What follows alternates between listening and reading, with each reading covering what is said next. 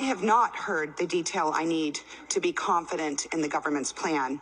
In order to meet this moment, DHS needs to be able to share operational details regarding how they plan to move migrants through the processing system in a manner that will keep Arizona communities safe and treat migrants fairly and humanely. With the end of Title 42 fast approaching, lawmakers on both sides of the aisle are asking the Biden administration how it will cope with the fallout, especially in already overwhelmed border states. Migrant crossings have broken records in recent months, and those numbers are only expected to rise once the policy is lifted in 2 weeks. A new Fox News poll shows more than 60% of voters say the Trump-era pandemic restrictions should stay in place. Let's bring in Mark Brnovich, Arizona Attorney General and Republican candidate for the U.S. Senate.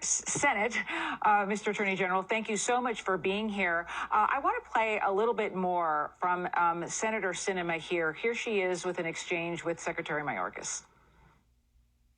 Arizona continues to pay the price of Washington's failures on the border. Our communities right now are absorbing costs related to the migrant surge, including sanitation, emergency services for migrants in distress, hospital visits, and other costs. Many of these costs are not reimbursed by the federal government, even though this is the federal government's problem.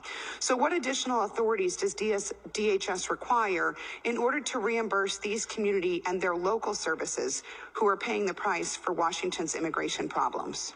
When you mention Washington's problems, I can't help but think of the need for legislation to address what is clearly a broken immigration system. We, of course, have been using the Emergency Food and Shelter Program, of which you are very familiar.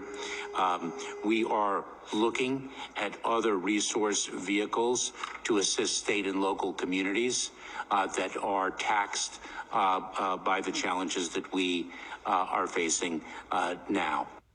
Mr. Attorney General, I want to get your response to that, but also I'm wondering, do you see a way in which there could be a bipartisan solution here?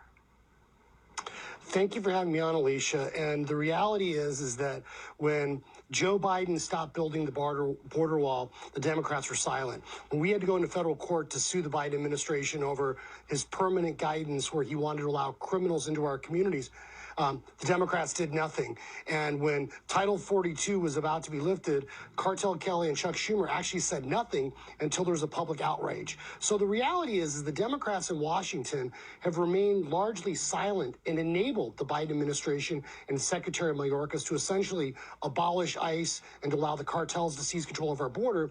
And now that they're worried about the political costs, they suddenly have found religion. The reality is that it really begins and ends with let's enforce existing law.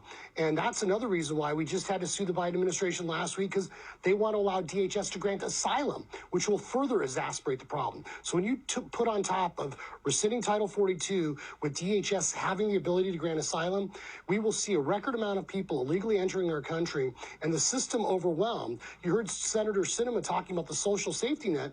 My goodness, every state is a border state because this is impacting us with the surge of drugs and violence coming into our communities as well. Well, and just one example here, we can put up a picture of what looks like a very sweet child's backpack. This came out on Wednesday from Arizona troopers who found more than 37 pounds of suspected fentanyl pills in a unicorn backpack. This is one very small example of the problem that so many states are facing. But I want to get back to my original question.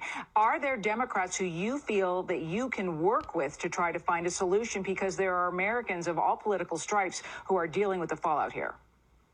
Well, we have to. The problem is that there's this political class, and quite frankly, it's Democrats and Republicans that don't seem to care about hardworking American taxpayers.